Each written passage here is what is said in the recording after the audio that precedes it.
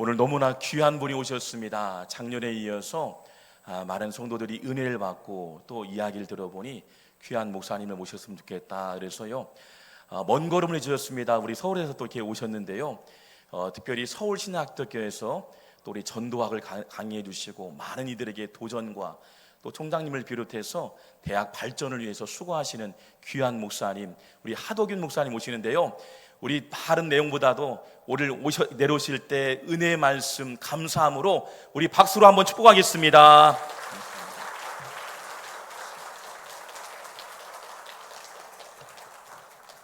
할렐루야. 이렇게 만나 뵙게 돼서 다시 만나 뵙게 돼서 반갑습니다. 날씨가 무척 더운데 그래도 하나님께서 오늘 우리를 이곳에 불러주셨고 또 은혜 주실 줄로 믿습니다. 더위를 이겨나갈 수 있는 큰 두 가지 방법이 있습니다. 하나는 피서를 가는 거고요. 근데 피서를 가도 또 더울 수가 있어요. 또 하나는 하나님의 은혜 가운데 있는 거예요. 이게 이제 짜증나면 안 더워도 덥잖아요. 막 열이 올라가니까. 그런데 아무리 더워도 하나님의 은혜 가운데 있으면 더운 줄을 몰라요. 하나님께서 우리에게 오늘 큰 은혜를 주실 줄로 믿습니다. 오늘 이 성경 본문에 보면 여러분들이 잘 아는 성경의 구절입니다. 베드로가 예수님께 나와서 아마 어떤 계기가 있었던 것 같아요. 형제가 나한테 잘못을 범하면 몇 번 용서하면 되겠습니까? 라고 물은 뒤에 자기 생각을 얘기하죠. 7번 용서하면 되겠습니까? 그런데 예수님이 뭐라고 말씀하시냐면, 야, 7번이 뭐냐? 7번씩 70번이라도 용서할지니라. 실은 우리가 잘 알고 있는데 저는 묻고 싶습니다. 이걸 실천하고 사는지. 그래서 제가 오늘 제목을 용서의 복음 이렇게 정했는데요, 기독교는 한마디로 얘기하면 용서의 종교입니다.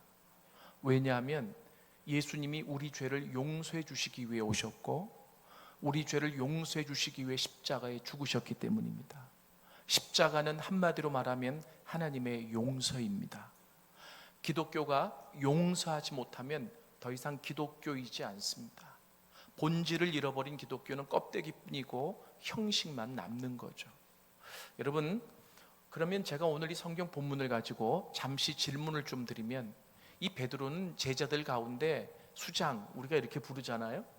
그런데 예수님께 나가서 예수님을 지금 3년 반 동안 쫓아다니는 베드로예요. 마태복음은 16장을 기점으로 예수님이 이제 예루살렘에 십자가 죽으러 올라가시기 때문에 지금 18장이니까 거의 3년이 지났다고 보시면 돼요. 여러분, 3년 동안 예수님을 쫓아다니면서 예수님을 얼마나 많이 알고 배웠겠어요? 그런데 이 예수님을 많이 알고 있었던 베드로가 예수님께 이제 묻는 거죠. 형제가 나한테 잘못을 하면 몇 번 용서하면 될까요? 7번. 제가 생각할 때 좀 더 많이 부르면 안 될까? 왜 7번이라고 그랬을까? 7이 완전 숫자니까? 왜 좀 안타깝다. 좀 더 많이 불렀으면 좋았을 텐데. 예수님의 대답은 7번씩 70번이라도, 이 490번을 얘기하는 게 아니라 무제한을 얘기하는 거예요. 왜냐하면 성경에 이 7, 특히 유대인들은 7이라는 숫자를 완전 숫자로 생각을 했거든요. 7번씩 70번, 이 490번이 아니라 무제한. 그러면 왜 이 베드로는 7번만 용서하면 될까요? 라고 예수님께 물어봤을까요? 이유가 있습니다. 그 이유는 바로 뭐냐면, 그 당시 랍비들, 유대인의 랍비들이 뭐라고 얘기했느냐면, 이 유대인들을 가르치면서 3번만 용서하면 된다고 가르쳤어요. 그러면 이 말은 무슨 말이냐면, 3번 이후에는 보복해도 된다는 거예요. 싸워도 된다는 거예요. 여러분, 3번 용서하기도 실은 힘들어요. 나에게 원수지간인데 3번 용서할 수 있을까요? 그러니까 이 베드로는 생각했을 때, 그래, 랍비들은 3번 용서하라고 가르치는데 나는 좀 많이 쓰자, 이래가지고 7번 얘기했을 수 있어요. 그리고 아마 이렇게 얘기하면 예수님이 나를 칭찬하실 거야, 이런 생각했을 수도 있죠. 그런데 예수님이 뭐라고 말씀하시냐면, 아니야, 7번씩 70번이라도 용서를 해야 돼. 실은 저는 성경을 읽다가 이 부분이 참 마음에 많이 걸렸습니다.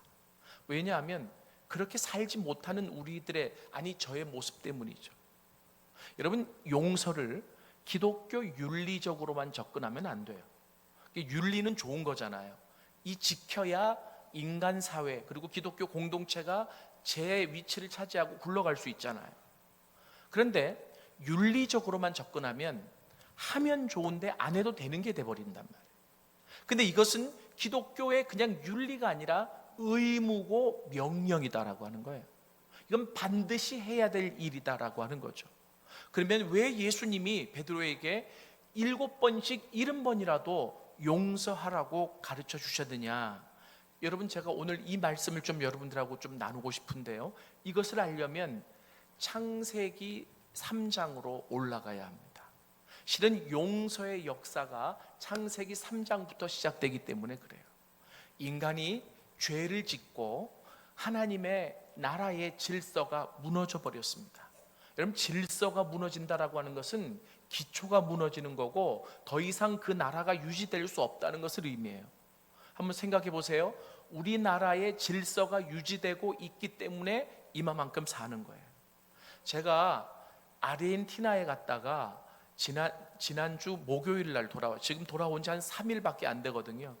아르헨티나가 멀긴 멀더라고요. 비행기 시간만 30시간 타고, 그리고 뭐 이 왕복 대기 시간까지 하면 40시간, 가는데 1박 2일, 오는데 2박 3일. 그런데요, 옛날에 참 잘 살았는데 아르헨티나 갔더니 치안이 너무 안 좋아요. 그래서 모든 그 상점들도 낮에도 다 철문을 닫고 있어요. 그리고 손님이 오면 확인해주고 문을 열어줘요. 여러분, 그런데 만약에 거기에서 더 질서가 무너진다면 그 나라는 유지가 될 수 없는 거죠. 여러분, 그래서 우리나라가 참 치안도 그리고 여러 가지 살기 좋은 나라다, 이런 것들을 제가 다시 한번 깨닫게 됐거든요. 인간이 죄를 지으면서 하나님 나라의 질서가 무너져 버렸습니다. 이 하나님 나라의 질서를 이 하워드 스나이더라고 하는 이 학자는 뭐라고 얘기했냐면 평화라고 얘기했어요. 원래 우리 안에는 평화가 있었어요. 그런데 그 평화가 무너지면서 하나님 나라의 질서가 무너지고 더 이상 그 하나님 나라가 유지될 수 없게 되었을 때 하나님은 죄 지은 인간을 쫓아낼 수밖에 없었습니다. 그런데 하나님이 그 죄 지은 인간을 에덴 동산에서 쫓아내기 전에 먼저 하신 일이 있습니다. 그것은 그 아담과 하와를 찾아가신 일입니다. 이게 창세기 3장 8절에 나옵니다.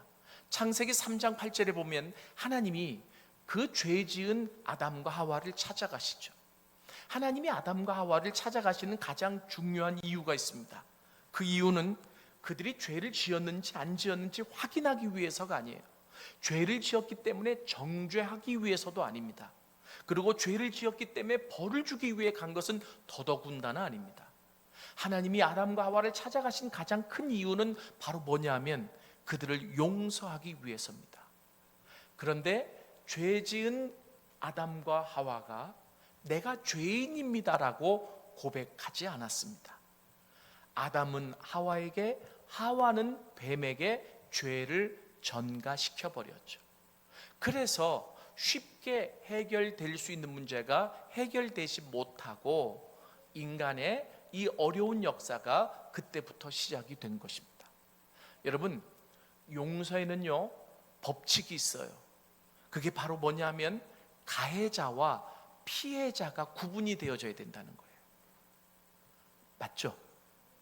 가해자도 피해자도 없는데 용서 받으라면 내가 왜 용서를 받아야 돼? 이러면 할 말이 없잖아요. 그죠?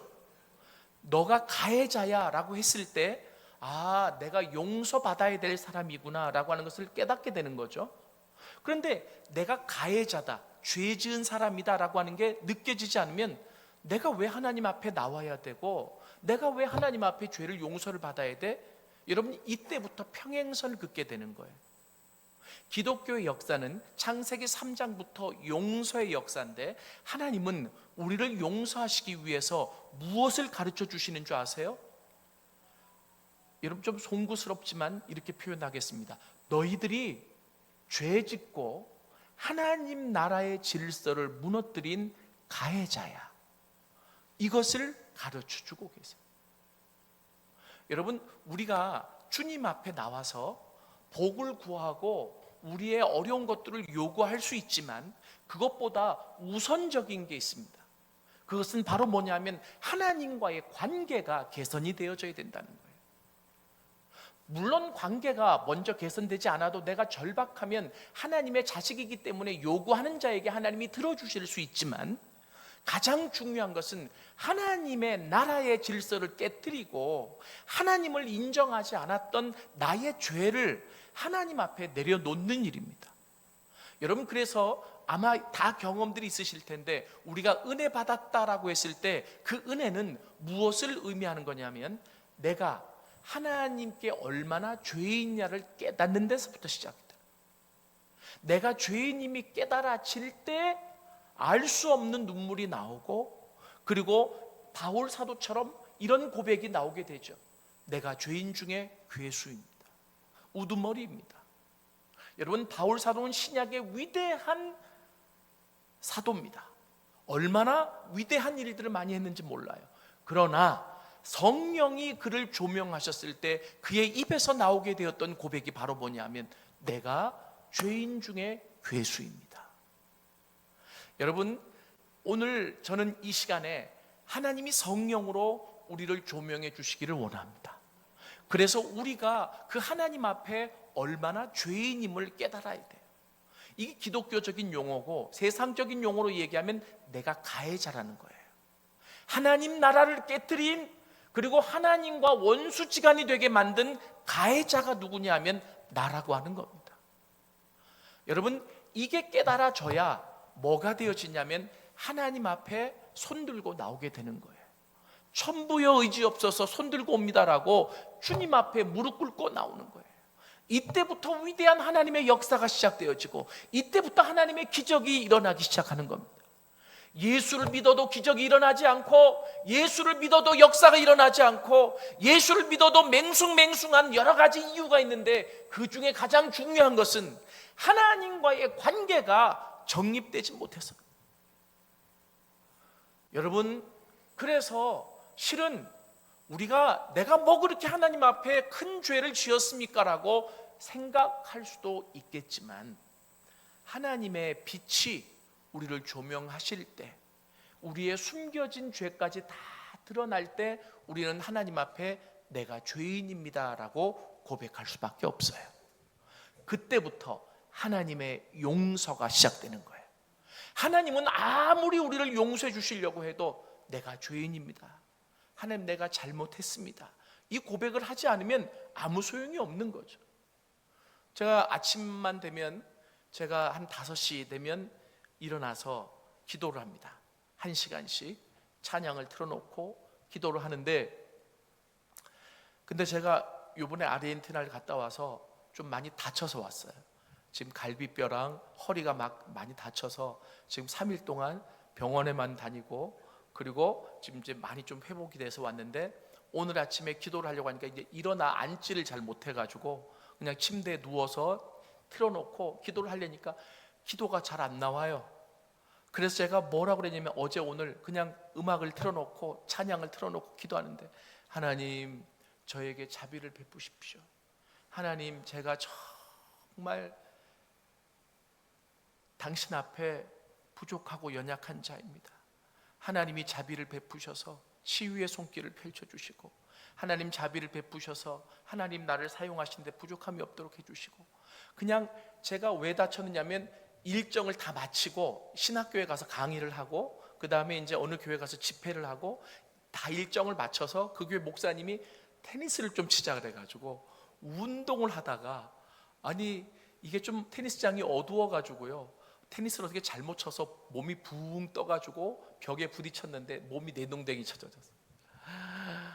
그래가지고 이 몸이 그냥 다 붓고 이제 그랬던 건데, 제가 그랬어요. 하나님 앞에, 하나님 나 하나님하고 지금 관계가 되게 좋은데 왜 여기까지 와서, 아르헨티나 자비량으로 갔거든요. 선교지는 늘 자비량으로 다녀요. 그리고 제가 모든 시간도 헌신도 하고 다 해서 하나님 나라를 위해서 일했는데 왜 나 이렇게 힘들게 하세요?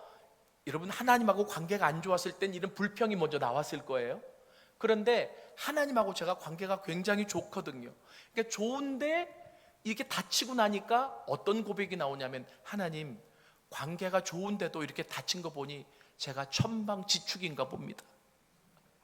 제가 저를 잘 절제도 못하고 제어도 못하는 하나님, 그런데도 불구하고 이 정도 다치게 하시니 감사합니다. 그리고 거기 현지 병원에 가서 엑스레이를 찍었는데 뼈에는 이상이 없대요. 다행히. 그래서 이제 비행기를 타고 온 거죠.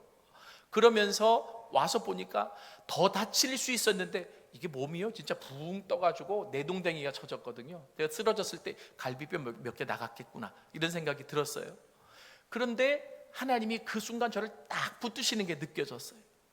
이 천방지축, 아직도 절제하지 못하는, 그리고 내 마음대로 내가 막 내 삶을 끌어가는, 근데 하나님 나를 딱 붙잡으셔가지고, 그래서 제가 기도하는데 눈물밖에 안 나오는 거예요. 내 몸 상태를 생각하니까 눈물이 나고, 그리고 아직도 연약한 부분이 있는 내 모습을 생각하니까 눈물이 나고, 그렇게 십자가 복음을 외치면서도 아직도 내 마음대로 사는 내 모습 때문에 눈물이 나고, 그래서요 아침에 기도하면서, 주님, 저에게 자비를 베푸십시오. 저에게 긍휼을 베풀어 주십시오. 제가 감히 당신의 어떤 일을 할 수 있겠다고 고백할 수 없는 자입니다. 주님, 저를 용서해 주십시오. 주님, 저를 그냥 감싸 주십시오. 저는 지금 주님의 사랑이 필요합니다라고 간절히 기도하는데, 그게 더 은혜가 되는 거 있죠. 제가요 지금 기도할 내용이 많아요.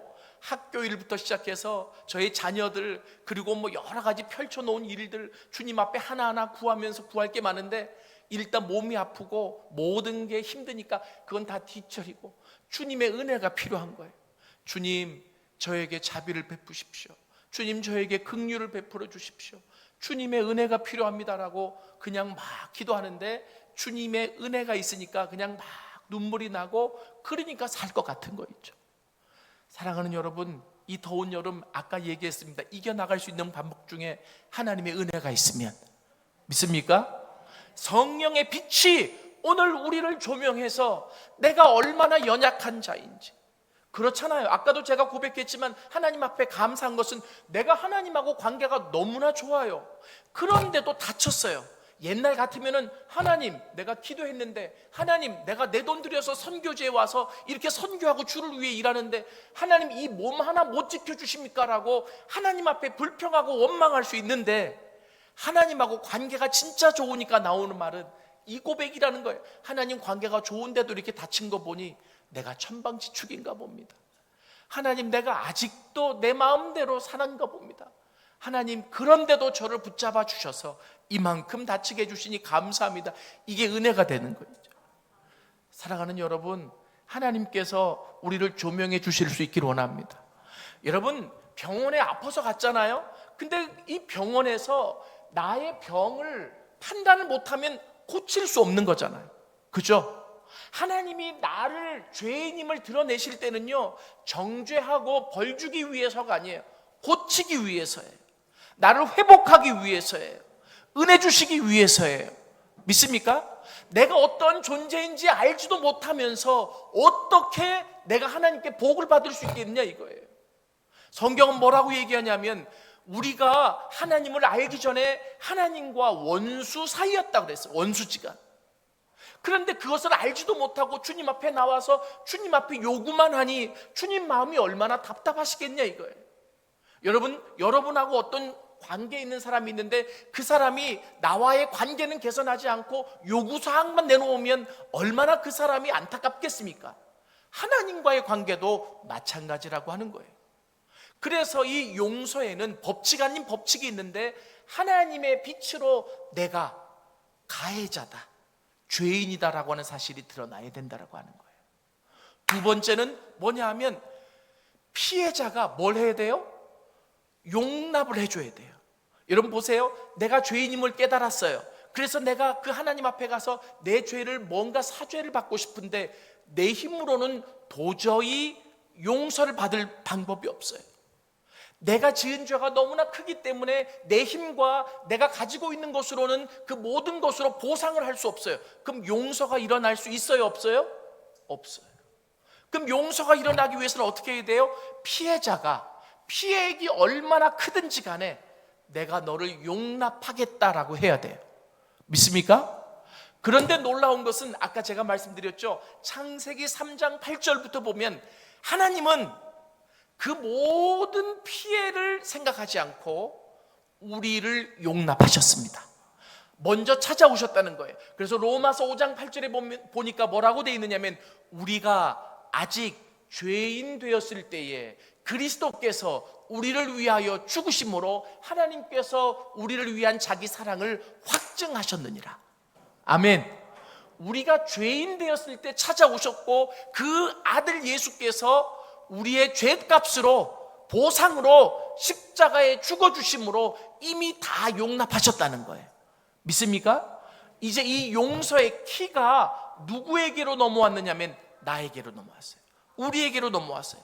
내가 죄인임을 고백하기만 하면 용서받을 수 있게 된 거예요. 할렐루야. 이게 얼마나 큰 은혜인지 몰라요. 우리의 힘으로 용서받을 수 없는 문제, 우리의 돈으로 용서받을 수 없는 문제, 우리가 가진 것으로 하나님께 도저히 용서받을 수 없었는데 피해자이신 하나님이 우리를 무조건적으로 용납하시기로 작정하셨습니다. 그래서 가해자인 우리가 하나님 앞에 내가 죄인입니다, 하나님 내가 죄인입니다, 하나님 나를 용서해 주십시오라고만 하면 하나님은 무조건적으로 용서해 주시는 하나님이십니다. 믿습니까? 여러분, 이때 용서가 일어나요. 근데 놀라운 게 있어요. 그 용서 받아봤자 뭐 하는데? 이렇게 생각할 수 있죠. 여러분, 하나님과 관계 개선은 용서에서부터 시작되는데 이 용서가 있는 곳에 무엇이 있어지냐면 화해가 있어지고, 이 용서가 있는 곳에 하나님의 은혜가 있고, 이 용서가 있는 곳에 하나님의 기적이 있고, 믿습니까? 이 용서가 있는 곳에 하나님의 치유가 있습니다. 할렐루야. 그러니까 용서가 없이, 하나님과 화해가 없이는 어떠한 기적도, 어떠한 회복도, 어떠한 하나님의 역사도 일어날 수 없다라고 하는 거예요. 그래서 우리가 하나님 앞에 나올 때는요, 항상 해야 될 일이 있어요. 알고도 지은 죄, 모르고도 지은 죄, 그 모든 죄를 가지고 주님 앞에 내려놓고, 주님 나를 용서하여 주옵소서, 예수님이 흘리신 피로 나를 용서하여 주옵소서, 그리고 나를 받아 주옵소서. 믿습니까? 저희 아내가 몇 년 전에 저 같이 침대에 아직까지 쓰고 잤었어요. 그런데 잠을 자려고 하는데 부시럭거려요. 그래서 왜 그런가 봤더니 혼자 조용히 노래를 부르더라고요. 내가 들릴까 봐 조용히 자기 소리로 어떤 찬양을 부르는데 이런 찬양을 부르는 거예요. 나 주를 멀리 떠났다 이제 옵니다. 제가 깜짝 놀랐어요. 저 사람이 나 몰래 무슨 큰 죄를 졌나? 아니, 이 찬양은 보통 하나님하고 멀리 큰 죄를 진 사람이 돌아올 때 부르는 찬양 아니에요? 안 불러봤어요? 근데 저희 아내가 이 찬양을 내가 들을까 봐 조용히 부르는 거예요. 근데 들리니까 어떡해요? 그래서 겁이 나기 시작해서 무슨 죄를 졌나? 그런데 몇 번을 부르다가 하나님, 하나님, 근데 간절해요. 못 들은 채하고 첫날은 자줬어요. 근데 둘째 날, 셋째 날 계속 부르는 거예요. 또 이래요. 어서 돌아오, 어서 돌아. 야, 이게 분명히 문제가 있다. 그래서 제가 저희 아내한테 용기를 내서 물어봤습니다. 여보, 내가 잠이 안 와서 당신이 부르는 찬양을 다 들었는데 혹시 나 몰래 큰 죄를 졌어? 물어봤어요. 그랬더니 저희 아내가 저한테 그런 얘기를 하더라고요. 여보, 실은 내가 큰 죄를 지었다기보다 나는 여전히 교회 예배 출석하고 그리고 하나님 앞에 해야 될 일을 다 하고 있는데 요즘 내 마음이 하나님으로부터 많이 떠나 있는 것을 느낍니다. 아무리 교회 출석하고 봉사하고 헌금하고 일해도 내 마음이 하나님하고 멀리 떨어져 있는 것을 느끼고 이러면 안 되겠다 싶어서 이 마음을 하나님께 돌아가기 위해 내가 계속 찬양하고 있습니다. 하나님은 나를 부르시고 하나님은 나를 기다리고 계시는데 내가 돌아가기만 하면 되는데 몸만 나오는 것이 아니라 이 마음이 하나님 앞에 돌아가기 위해 찬양을 부르고 있다. 여보, 나 좀 기도해 달라고. 제가 아내의 그 고백을 듣는데 그냥 눈물이 나더라고요. 진솔한 고백이잖아요.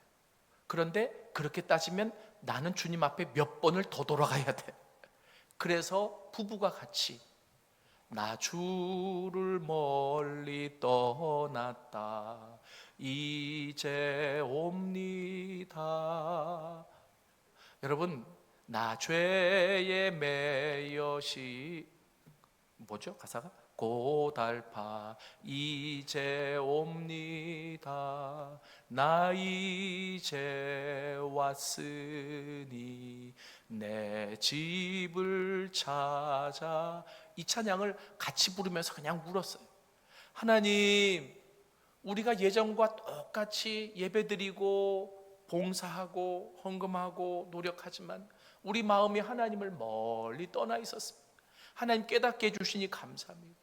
하나님 이 마음이 하나님께로 돌아가게 해주세요. 그래서 하나님과 좋은 관계가 되게 해주세요.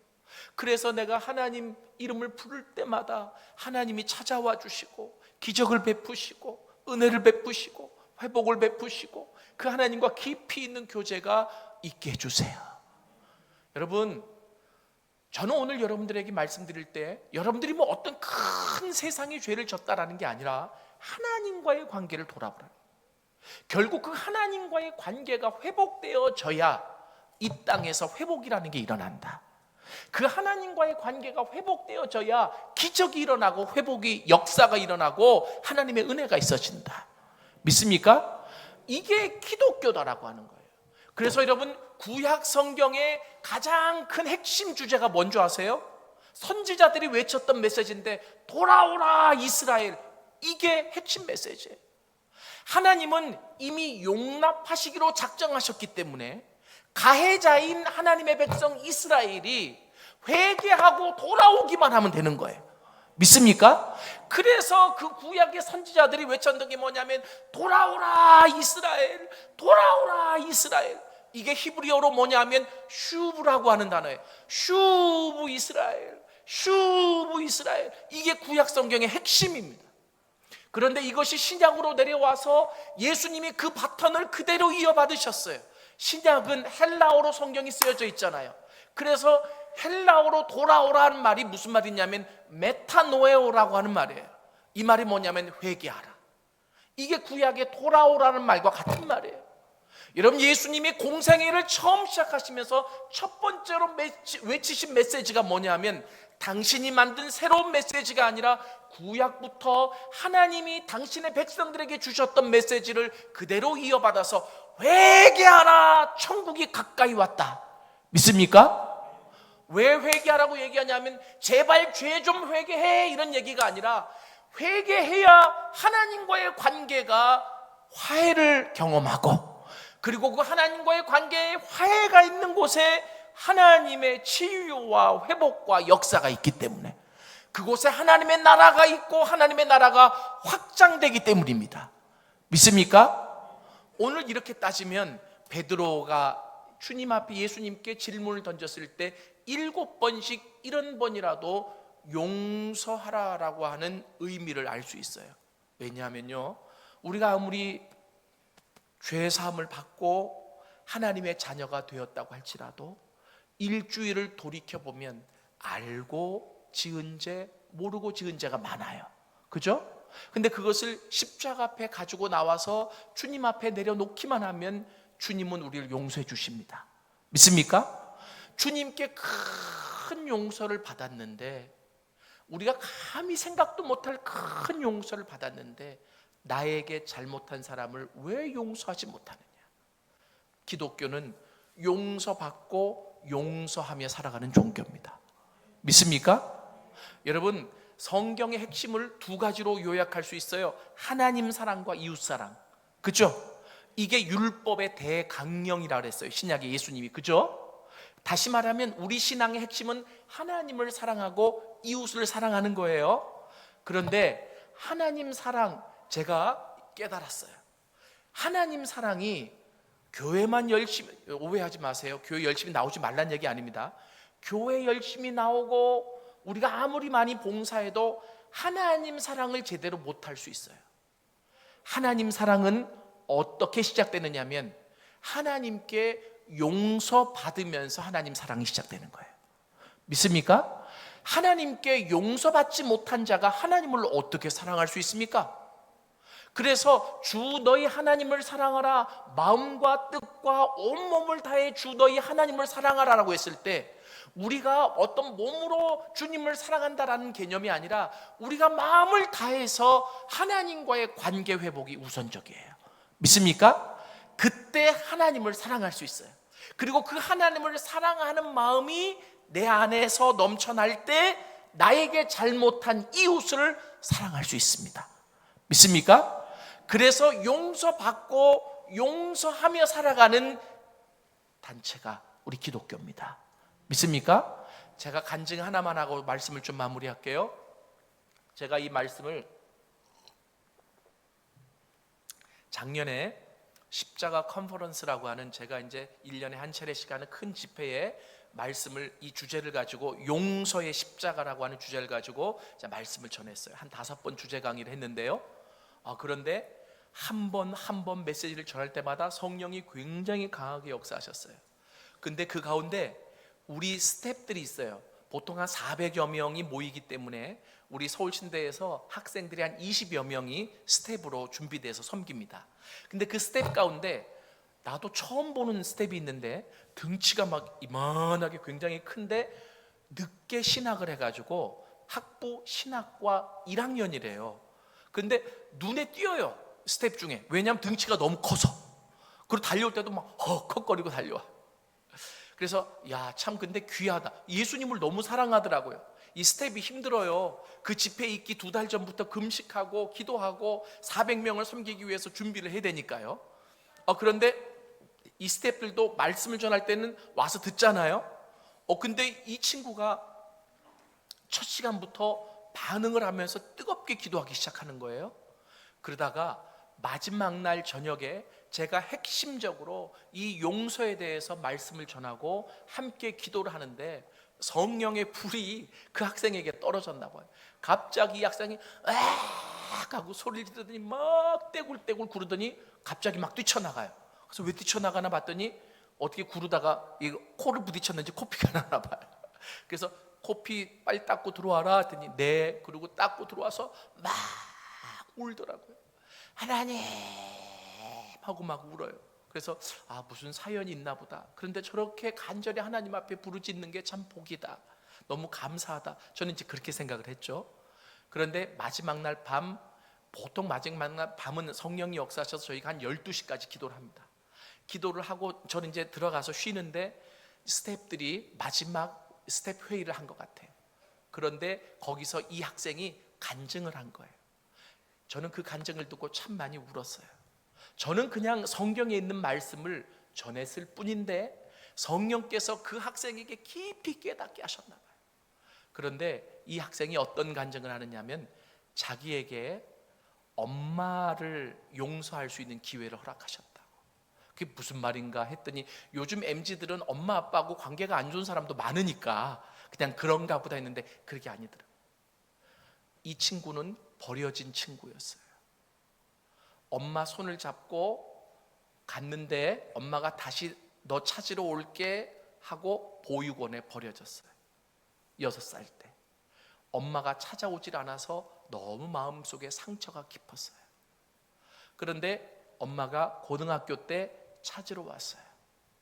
근데 찾으러 왔는데 가보니까 새아빠랑 결혼해 있어서 그 집안에 도저히 환경에 적응 못해서 이 친구는 따로 집을 얻어서 나와 살았어요. 그런데 집이 넉넉지 않기 때문에 아르바이트를 하면서 힘들게 어렵게 살았어요. 그런데 엄마도 넉넉지 않으니까 이 아들을 걱정을 하면서도 아들이 아르바이트해서 돈을 벌어 놓으면 자기가 필요하다고 빌려가서 쓰고 안 갚고 했대요. 그래서 이 십자가 집회 올 때에도 회비를 내야 되는데 아침에 엄마가 공과금을 내야 되는데 돈 좀 빌려줄래 하고 빌려드렸더니 안 갚아가지고 아직 회비도 못 내고 있는 차였대요. 그래서 속이 막 부글부글 끓었대요. 우리 엄마는 나를 버렸었고 우리 엄마는 나에게 자식으로 잘해준 게 하나도 없고 우리 엄마는 맨날 돈도 빌려가고 나한테 갚지도 않고 이러한 불평이 마음속에 있었대요. 근데 첫째 시간부터 기독교는 용서하는 종교입니다. 하나님이 그 아들을 십자가에 죽게 하신 것은 우리 죄를 용서하기 위함입니다. 그리고 베드로에게 말씀하시기를 7번씩 70번이라도 용서하며 살으라고 가르쳐 주셨습니다. 용서받고 용서해야 우리가 진정한 그리스도인이 되는 겁니다 라는 것을 들으면서 가슴이 막 복잡하기 시작했대요. 근데 마지막 날 성령이 너무나 강하게 역사해서 하나님, 내가 정말 우리 엄마를 용서해야 되는 거예요. 저는요, 엄마 얘기 꺼내지도 않았어요. 성령께서 그냥 깨닫게 하신 거죠. 그러면서 막 기도를 하는데 하나님이 은혜를 주셔서 그 엄마를 용서할 수 있는 마음을 주신 거예요. 그 용서하기 위해 막 몸부림을 치다가 코피가 난 거예요, 부딪혀서. 그러다가 다시 돌아와서 마음에 절대적인 평안이 있어가지고 나가서 기도를 끝마치고 나가서 엄마한테 전화를 했대요. 엄마를 용서하기 위해. 그런데 엄마를 용서하기 위해 전화를 했는데 이 아이는 사랑을 많이 받아본 경험도 없기 때문에 사랑의 표현을 잘 못하는 거예요. 기껏 하는 표현이 뭐냐면 엄마, 밥은 먹고 다녀? 엄마 꼭 밥 먹고 다녀야 돼. 그래야 엄마 건강해서 나랑 오래 살지. 엄마 고마워 하고 전화를 끊었다는 거예요. 그리고 나서 마지막 새벽 1시에 전체 스텝 회의를 하는데 나 우리 엄마 용서했어요 하고 어리긴 어려요. 그걸 가지고 간증하면서 그렇게 기뻐하더라고요. 그런데 그 간증을 듣는 스텝들이 다 울었답니다. 저도 사랑하는 스텝인데 그 스텝에게 그러한 마음의 상처가 있는지는 몰랐어요. 근데 그 상처까지 끄집어내서 용서하게 만드시는 분이 하나님이세요. 믿습니까?